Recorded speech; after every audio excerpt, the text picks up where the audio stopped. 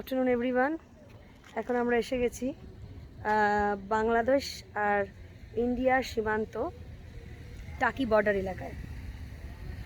একটু দেখাই, আপনারা যে দৃশ্যটা দেখতে পাচ্ছেন ঠিক দূরে, সেটা হচ্ছে বাংলাদেশ। বাংলাদেশে কিছু কিছু বসতি এখন দেখা যাচ্ছে, 2 বছর আগেও এগুলো ছিল না।